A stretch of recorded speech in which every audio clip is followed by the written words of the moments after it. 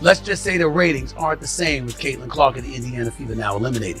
Game 1 of the Aces Liberty matchup on Sunday drew an average of 929,000 viewers. It was down nearly 50% from last Sunday's Fever Sun contest. By the way, not only was viewership down, but attendance was.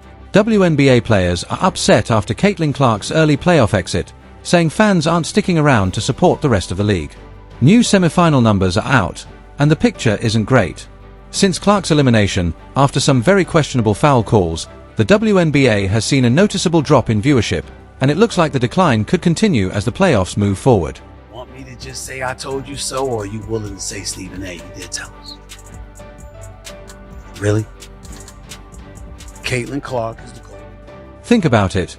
What league lets its biggest star get treated like that? The Fever weren't given a single home playoff game, Clark gets hit with soft calls, and now the momentum is gone. Instead of building hype, interest keeps falling every round. Reports say Caitlin is heading overseas for a break, but with the money available in Europe, there's a chance she could be lured into playing there instead. A team overseas who would love to snatch Caitlin Clark away from us and give her a crazy offer. I mean, Ice Cube was about to give her $5 million to play in less than 10 games. And honestly, who could blame Caitlin if she did leave? Overseas, she'd make 10 times her current salary and actually be respected for what she brings to the court. The WNBA even took away her shot at being a unanimous Rookie of the Year. Somehow, one voter went with Angel Reese instead, which shocked a lot of people. Fans are already saying that person should be called out publicly for that decision. Should have been. I agree. It should have been unanimous. And one of the things that sticks with me is, well, she was the first rookie to get a triple. Meanwhile, ratings keep sliding by the day, and we're seeing the full Caitlin Clark effect. Many players feel fans only tune in for her, and they're not wrong. AJA Wilson admitted she's been hearing people say her game is boring this season, which she brushed off, but it clearly stings.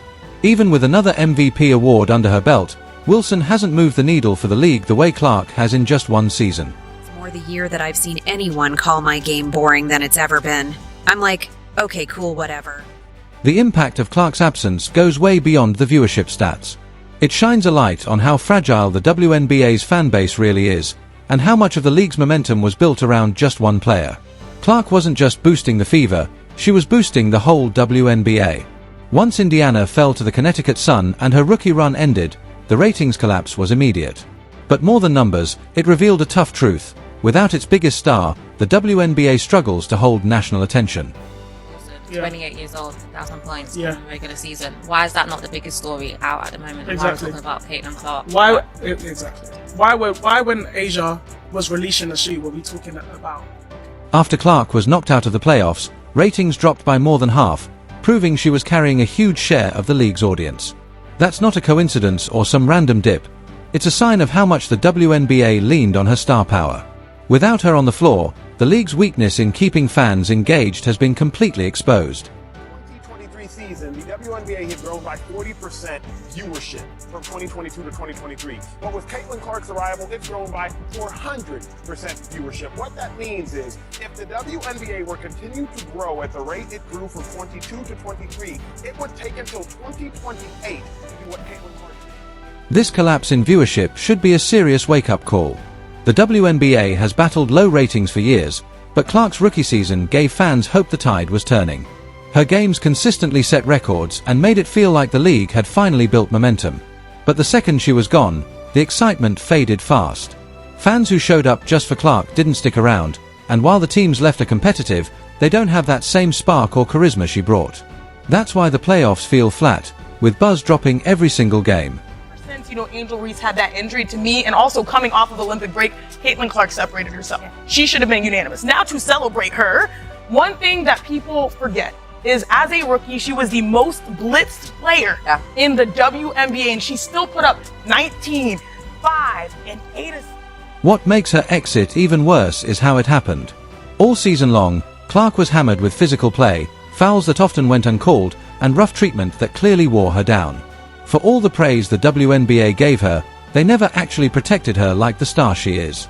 This wasn't just one or two missed calls, it was a season-long pattern that caught up with her and helped knock the Fever out. Georgia effect on the NBA and the game of basketball. I would argue at one point, early on, there was a Steph Curry effect on the NBA and on basketball also. You bet your ass there is a Caitlin Clark effect on all of basketball, and especially on women's basketball. The Connecticut Sun series was the perfect example of the problem. Clark was hit with hard fouls again and again, yet whistles barely came. It felt like the league didn't realize how vital it was to protect its biggest draw. Fans watching at home were frustrated as she got knocked around with little help from officials.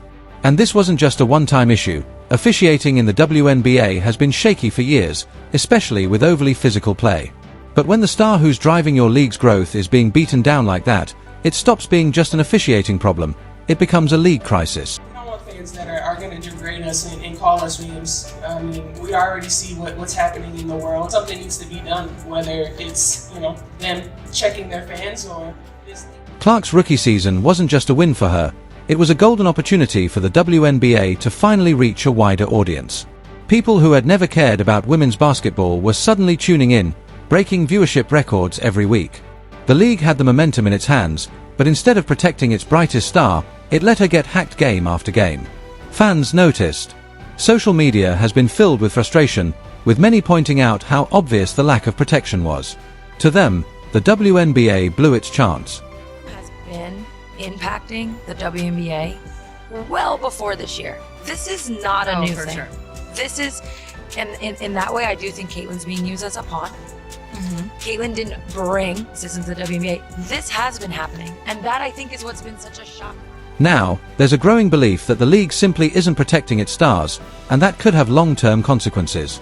Clark has already done more in one season for the WNBA than most players do in an entire career, but if the league doesn't step up and safeguard her, it risks driving away the very people making the game grow.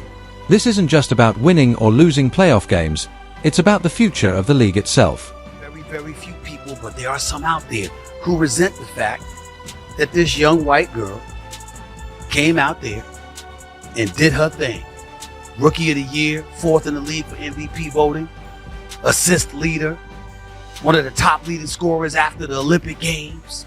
She put on a show, validating all the attention she was.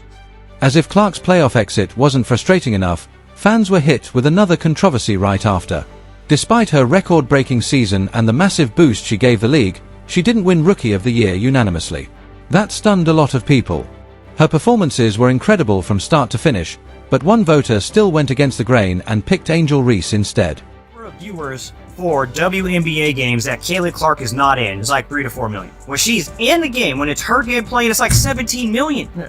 Well, I also look at the attendance in the arena. Yes. It's 8 to 10,000 everywhere else. Caitlin Clark, 17,000. That decision sparked outrage. How could anyone vote for someone other than Caitlin Clark? She was the player who elevated the WNBA's profile and brought in fans who had never cared before. Not making her unanimous Rookie of the Year felt like a slap in the face to both Clark and her supporters. To make things worse, the league hasn't revealed who that voter was, keeping them anonymous. That lack of transparency only made fans angrier, with many saying the WNBA isn't giving Clark the credit she deserves. No matter if you are rooting against Caitlin Clark because you like another team, there's very few of them. I'm excited even to if it's see, that. I'm excited to see. This wasn't just a minor snub, it could have long-term effects on how people view the league. Clark did everything possible to put the WNBA on the map, but when it came time to recognize her, she was denied the clean sweep everyone expected. Fans are left feeling like the league doesn't fully appreciate what she's done. Giving that single vote to Angel Reese has raised serious questions about the integrity of the voting process, and it's a debate that isn't going away anytime soon. Second half really set the tone for me, for her to be, and should have been, the unanimous Rookie of the Year. And it wasn't just one triple-double, she had 2 on the season. And this is why we would love for the WNBA to make voting not anonymous. Because if you were the person that had that one vote, you should just be able to stand on it, and we should know. For Caitlin Clark, not being named unanimous Rookie of the Year will probably just serve as extra motivation. She's already shown she can dominate at the highest level, and now she's got even more fuel heading into her next seasons. But for the WNBA, this situation has created a controversy that won't be easy to clean up, because it damaged trust with fans at a time when the league needs all the support it can get. Best player in the country. To the media or me? As you see it. I feel like I'm the best player. And now comes the hardest part. Clark is stepping away for about 200 days. That means the WNBA has to figure out how to keep people watching without its biggest star on the court. The league will go into a long off-season, but basketball elsewhere will still be played. With ratings already cut in half since Clark's playoff exit, keeping fans engaged during this break will be a massive challenge. The reality is simple. Without her, there's a huge void, and filling it is going to be extremely difficult. Who did it? Speak loud and clear, raise your hand, all that good stuff. If the WNBA truly wants to keep Clark long-term, it has to take immediate action to protect her on the court. The physical pounding she took all season isn't sustainable, and if the league doesn't change, other opportunities will be waiting for her. Europe's top leagues are known for offering bigger contracts and better player treatment, and that's becoming more appealing every year. If Clark were to take her talents overseas, it would be a crushing blow to the WNBA, especially after she's already done so much to raise its profile in just one season. Really consumed my life for a year, so I feel like it'll be good for me to kind of reflect back on everything that. For Caitlin Clark, not being named unanimous Rookie of the Year will probably just serve as extra motivation. She's already shown she can dominate at the highest level, and now she's got even more fuel heading into her next seasons. But for the WNBA, this situation has created a controversy that won't be easy to clean up, because it damaged trust with fans at a time when the league needs all the support it can get. Time lifts all boats. If folks were more receptive to it, more moments would have arrived. I still contend Caitlin Clark should have been on Team USA. Imagine the international, the global audience that would have followed her. But folks missed it because of feelings. If the WNBA wants to avoid disaster, protecting Clark has to be the top priority. That means calling fouls when they happen, stopping overly aggressive defenses, and making sure she's not beaten down the way she was in the playoffs. Her impact on the league can't be overstated. She brought in new fans, boosted ratings, and gave the WNBA more attention than it's had in years. But at the same time, her absence has exposed the league's biggest weakness, relying too much on one player to keep fans invested. Somebody thinks Angel Reese was the Rookie of the Year? Fine. Maybe it's a writer who covered her team in Chicago. Okay. It's not the end of the world. Like, I don't know if Caitlin Clark's going to go, can you believe I didn't go unanimous? Now, I thought we would have unanimous MVP and unanimous Rookie. The next few months will be crucial. Without Clark on the court, the WNBA has to prove it can hold on to the momentum she created. That means protecting its stars, developing more marketable talent, and finding ways to keep fans engaged even when the brightest name isn't playing. Caitlin Clark isn't just another player, she is the future of the WNBA. If the league ignores the bias and rough treatment she's faced, it risks losing not only Clark, but also the millions of fans she brought with her. And that's the reality. Clark made the WNBA relevant again. If the league wants to keep growing, it has to do everything possible to keep her here. If you enjoyed this breakdown, make sure to hit the like button, subscribe, and check out the other videos on screen now.